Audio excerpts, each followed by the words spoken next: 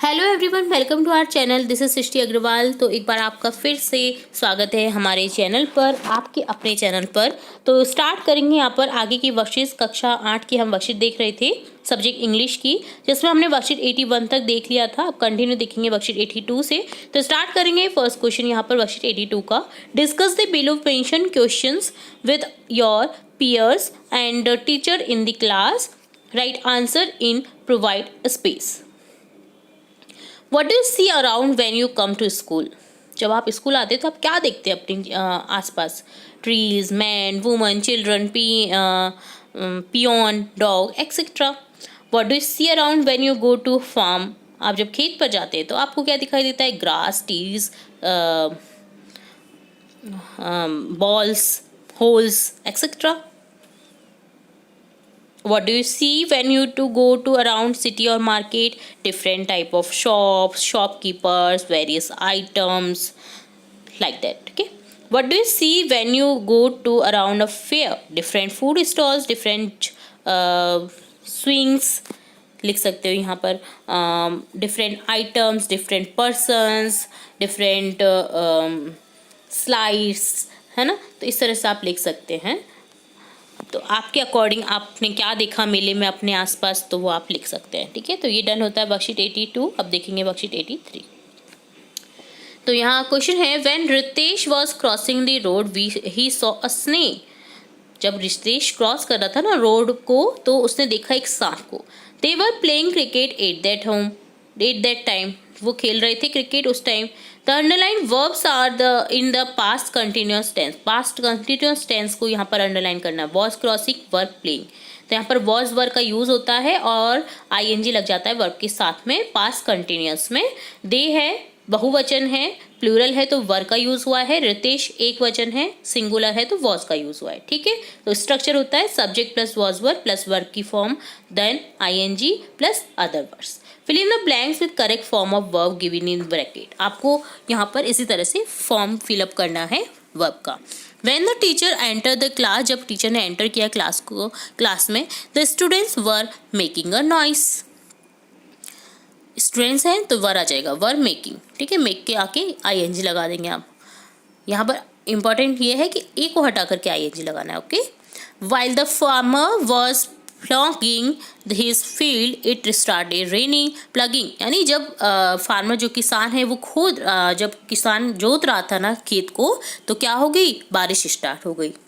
I reach home when my mother was cooking food. जब मैं पहुंचा घर पर तो मेरी मदर जो है वो खाना बना रही थी। When they were passing through the forest they saw a bear. जब वो जंगल की ओर से गुजर रही थी तो उन्होंने एक बियर को देखा, भालू को देखा।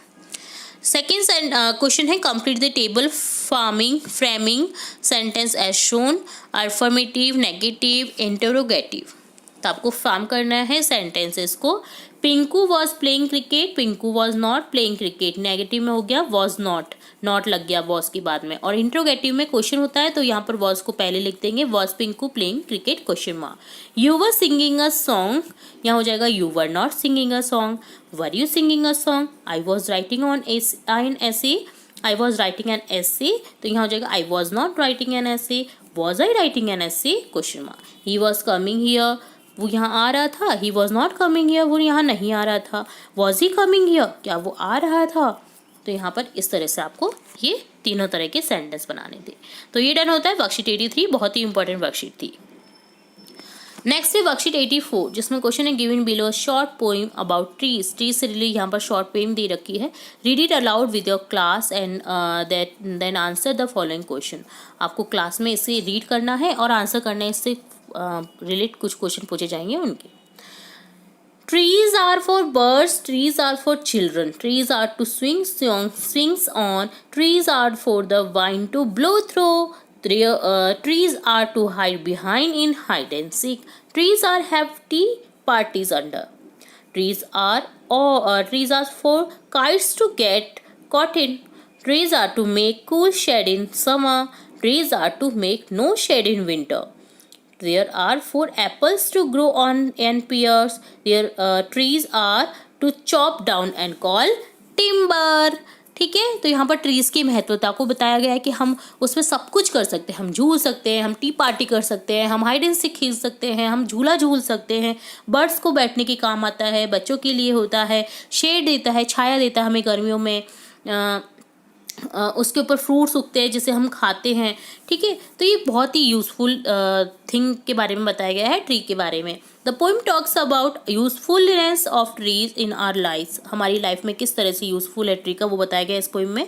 Can you write some more use of tree that are not mention in the poem, और कुछ जो यूज़फुल है ट्रीज़ के यूजेस जो हैं वो आप बता सकते हैं इस पोइम के अलावा। Trees help us with in its health benefits में भी यूज़ होता है ट्री का। What does the phrase make no shade in winter mean? The last line, that means give enough sunlight by passing it. जो sunlight है ना वो भी मिलती है हमें ट्री के थ्रू, ठीक है। तो सनलाइट भी पास होती है विंटर में इससे। Write name of all trees that are present in your school premises, आपके स्कूल में जो ट्रीज अवेलेबल है उनके आपको नाम लिखने हैं, जैसे नीम, पीपल, तुलसी, mango tree etcetera. Can you add 2 more lines in the poem? Take help your teacher and your response in question 1. Trees are for medical benefits. Trees are for shelter for various insects. ठीक है, insects को भी shelter करता है, यानी घर देता है वो ट्री, ठीक है। तो इस तरह से आप इसे कंप्लीट कर सकते थे। तो बहुत ही यूज़फुल पोइम है, आप इसे पर्यावरण दिवस पर भी सुना सकते हैं जो कि 28 फरवरी को आती है। तो ये होता है वर्कशीट 84 का सॉल्यूशन डन। अब देखेंगे फॉर्मेटिव असेसमेंट 12 का सॉल्यूशन, जिसमें क्वेश्चन है tick the correct option to complete the given sentence. She shouted loudly as she saw a huge snake in her home, जैसे उसने देखा एक बड़ा सा स्नेक, सांप, तो वो चिल्लाई तेज से। टिक the correct option for the given picture, यहाँ पर क्या हो रहा है, the daughter is receiving a gift from her mother, उसकी मदर से गिफ्ट पा रही है। A cloth selling store will not sell. Cloth selling store will not sell text books, ठीक है। वो शर्ट बेच सकता है, साड़ी बेच सकता है, टी शर्ट बेच सकता है, टेक्स्ट बुक थोड़ी मिलेंगी वहाँ पर, स्टेशनरी शॉप पे मिलती है text book. Tick the correct reflexive pronoun to complete sentence. The issue was the pretty always put herself in danger. Write 5 sentence on the given picture, तो यहाँ पर आपको पिक्चर लिखनी है। ये सीनरी का पिक्चर है, देखिए बहुत ही सुंदर सीनरी दे रखी है। Boys flying with the help of balloon, there is a girl nuts the house watching him, then boy saw a house when he is flying, there is a swing in the garden, झूला दिखाई दे रहा है, there are many trees in the garden, ठीक है। तो ये इस तरह से आप लिख सकते थे। Read the given below poem and answer the following question. In the heart of a seed buried deep, so deep, a tiny plant last fast asleep, wake said the sunshine and crept to the light of the raindrop bright, the light little plant here, and it rose to see what the wonderful outside world might be. What gave birth to a plant seed? Plant को birth कैसे मिलता है, बीज के through. What help a plant grow, क्या grow करने में मदद करता है प्लांट की, सनलाइट और रेन ड्रॉप, बारिश की बूंदें और प्रकाश, सूर्य का प्रकाश, सूरज की किरणें, ठीक है। What does the word teeny mean, teeny mean tiny या टीनी बोल सकते हैं इसको, तो इसका मीन होता है स्मॉल, छोटा, ठीक है। तो ये डन होता है फॉर्मेटिव असेसमेंट 12 का सॉल्यूशन। तो यहाँ हमने देखा फॉर्मेटिव असेसमेंट 12, वर्कशीट 84, वर्कशीट 83 और वर्कशीट 82 का सॉल्यूशन, ठीक है। तो इसी तरह आगे की वर्कशीट के सॉल्यूशन भी देखते रहेंगे और भी इंपॉर्टेंट वीडियोस आपकी कक्षा से रिलेटेड, आपके एग्जाम से रिलेटेड देखते रहेंगे। तो जुड़े रहिए हमारे चैनल के साथ। वीडियो को पूरा देखने के लिए धन्यवाद।